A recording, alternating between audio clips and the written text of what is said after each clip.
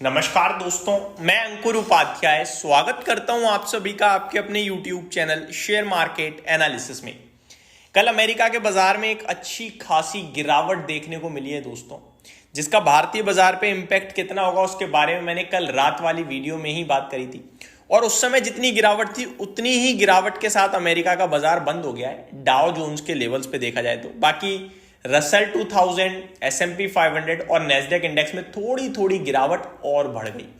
Impact की बात करें तो केवल नेस्डेक इंडेक्स का इंपैक्ट भारतीय मार्केट पे आएगा आईटी स्टॉक्स में, बाकी कहीं कोई इंपैक्ट नहीं आएगा, ये मेरा मानना है। अब मैं एक एक करके पहले चीजें आपके साथ शॉर्ट में डिस्कस करता हूं। डाउ जोन्स 305 पॉइंट गिरकर बंद हुआ है, परसेंटेज टर्म्स में 0.7% होता है, यानी 0.1% आप कह सकते हो। नेस्डेक इंडेक्स 427 पॉइंट गिरकर बंद हुआ है और परसेंटेज टर्म्स में 2.25% गिरकर बंद हुआ है, ये बड़ी गिरावट थी। S&P 500 78 पॉइंट्स गिरकर बंद हुआ है और परसेंटेज टर्म्स में 1.32% घटकर बंद होता हुआ दिखा है। रसल 2000 33 पॉइंट नीचे था, लेकिन परसेंटेज टर्म्स में 1.5% गिर गया है रसल 2000, यानी ब्रॉडर मार्केट में कल अमेरिका की गिरावट थी, स्पेशली आईटी लीड गिरावट थी ये। बात करें अगर अमेरिका के विक्स की तो 13% का बड़ा उछाल आते हुए देखा है। अभी तक तो हम लोग गिर रहे थे अपनी वजह से, अपने ट्रिगर से, सेलिंग की वजह से और जो बाइंग खत्म हो चुकी है उसकी वजह से, लेकिन अभी एक सहारा और मिलेगा गिरावट को, वो है अमेरिका। देखो, अमेरिका ट्रंप साहब के आने से तेजी से भागा, लेकिन अब वो ट्रंप फीवर खत्म होता हुआ दिख रहा है और अमेरिका के मार्केट में profit booking selling pressure create हो रहा है। अब यहां से कितना इंपैक्ट, देखो डाउ का तो इंपैक्ट नहीं आएगा क्योंकि डाउ ऑलरेडी काफी चला है, तो हम ऐसा तो नहीं है कि चलते में तो बिल्कुल फॉलो नहीं करेंगे और गिरावट में बहुत तेज फॉलो करेंगे। गिरावट को भी थोड़ा बहुत फॉलो करेंगे अगर अभी के हिसाब से देखा जाए तो। लेकिन नेस्डेक इंडेक्स की बात करें और आईटी इंडेक्स की बात करें भारतीय बाजार में, तो ये almost similar kind of move देते हुए दिखे हैं, तेजी में दिखे हैं। यहां प्रेशर रह सकता है। नेस्डेक का 2% घटना अपने आप में नेगेटिव हो जाता है, जो कि मेरे को लगता है कि भारतीय मार्केट के आईटी इंडेक्स पे भी इंपैक्ट लाएगा। तो आईटी इंडेक्स मेरे हिसाब से मंडे के लिए अलर्ट होगा, ठीक है जी।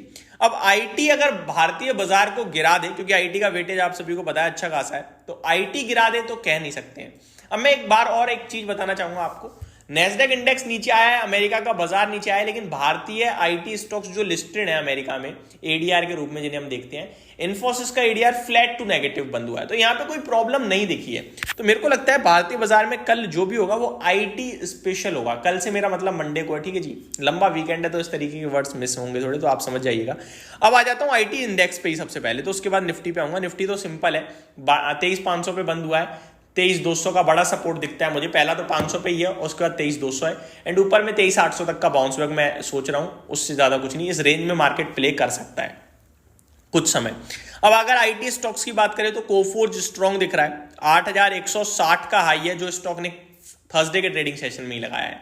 तो लाइफ आई भी ट्रेड कर रही है आईटी इंडेक्स। तो आगे स्टॉक्स, आईटी स्टॉक्स तो स्पेशली देखा जाए तो एचसीएल टेक ने आपके लिए लाइफ आई हिट किया है आपका थर्सडे के ट्रेडिंग सेशन में, हालांकि लाल निशान में बंद हुआ है। तो ओवरऑल देखा जाए तो आईटी स्टॉक्स में तो प्रेशर है ही नहीं ना, ये तो 52 वीक हाईस पे ही ट्रेड कर रहे हैं। लाइफ आई के पास भी है कुछ स्टॉक्स। तो मेरे को लगता है यहां पे आपके लिए एक प्रॉफिट बुकिंग बनेगी। देखो, आईटी स्टॉक्स को आप दो तरीके से देख सकते हो, इस पर हम डिटेल वीडियो भी बना सकते हैं, बट इसी में कवर कर लेता हूं मैं। अमेरिका आईटी को ही कवर करते हैं, ज्यादा नहीं। आईटी को अगर आप देखो तो वो ये कह सकते हो कि गिरावट वाले बाजार में ये स्ट्रेंथ शो कर रहे हैं और यहां पे हम चाहे तो फ्रेश एंट्री भी ले सकते हैं क्योंकि इनमें दम दिख रही है। वहीं दूसरा नजरिया ये भी बन सकता है कि यार पूरा बाजार नीचे आ गया, आईटी अभी तक गिरा ही नहीं है। अगर आईटी में यहां से सेलिंग क्रिएट हुई तो फिर बड़ी क्रिएट हो सकती है, क्योंकि ये तो गिरे ही नहीं है ना अभी तक। तो इस समय दोनों तरीके के व्यू बन सकते हैं, दो तरीके के इन्वेस्टर आईटी में डेफिनेटली होंगे। बाकी कोई और क्षेत्र की बात करें, अगर ऑटो की बात करें, तो कोई ये तो कहेगा नहीं यार स्ट्रेंथ में है खरीद लो, वीकनेस तो है ही है, तो सेलिंग प्रेशर ही क्रिएट हो रहा है, लेकिन ऑलरेडी घट गए हैं तो फ्रेश बेचने वाले भी नहीं है। बट आईटी में लेने वाले और बेचने वाले एक साथ एक्टिव हो सकते हैं किसी वक्त, वहां ज्यादा बड़े मूव आ सकते हैं, इसलिए थोड़ा सा भी सावधानी से काम करेंगे वो ज्यादा रहेगा अच्छा। अब थोड़ा डेटा ड्रिवन बातें कर लेते हैं। बहुत सारे डेटा, बहुत सारी न्यूज़ भी आते हुए दिखी हैं स्टॉक स्पेसिफिक, जो मैं आप सभी के साथ दिन के दौरान कवर करूंगा, लाइक बोनस से रिलेटेड हो गई आपकी, या फिर बहुत सारी खबरें आते हुए दिखी हैं जो हम दिन के दौरान कवर करेंगे। फेड के जो मेंबर हैं कॉलिंस, उनकी तरफ से कुछ कमेंट्री आते हुए दिखी है, वो भी मैं आप सभी के साथ दिन के दौरान कवर करूंगा। और अमेरिका के बाजार में जो ये गिरावट है, इसका मेरे को नहीं लगता भारतीय बाजार पे कोई इंपैक्ट आएगा।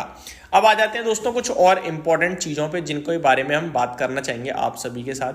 उनमें एक नाम हो सकता है स्टॉक रिजल्ट्स वाले स्टॉक्स का, जिनको हम ऑलरेडी कवर कर चुके हैं, हीरो मोटोकॉर्प। इसके बारे में मैं आप सभी के साथ बात करना चाहूंगा दोस्तों। पूरे ऑटो क्षेत्र में प्रॉब्लम है, लेकिन आइशर मोटर ने दमदार नंबर पेश करे तो थर्सडे को आप सभी ने देखा एक बड़ी तेजी भी बनी। हीरो मोटोकॉर्प वैल्यूएशन टर्म्स में सबसे ज्यादा सस्ता लगता है, सबसे ज्यादा वॉल्यूम्स में गाड़ियां बाइक्स बेचता है, टू व्हीलर बेचता है ये। इस कंपनी के नंबर्स आते हुए दिखे हमें इस वीकेंड के दौरान। अब नंबर्स कैसे रहे हैं उसको समझते हैं थोड़ा सा एक बार। पहले मैं हीरो मोटोकॉर्प के चार्ट पे आऊंगा। एक अच्छी खासी करेक्शन देखिए 6200 से 4600। मेरे को लगता है एक बहुत अच्छी रेंज में आ गया स्टॉक लेने की।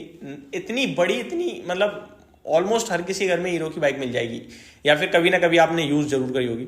ये 92,000 करोड़ के मार्केट कैप पे खड़ी है कंपनी, तो बहुत ही सस्ती लगती है मेरे को, ऐसा लगता है।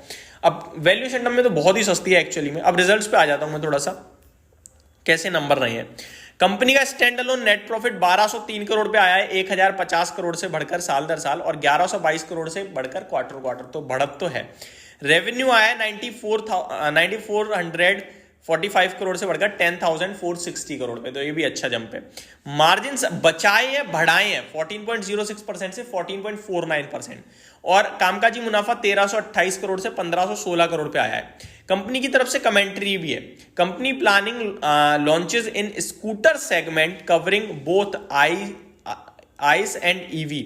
Festive season saw us get highest ever retail backed by higher demand from rural sector. Company से strong monsoon will help momentum in industry going forward.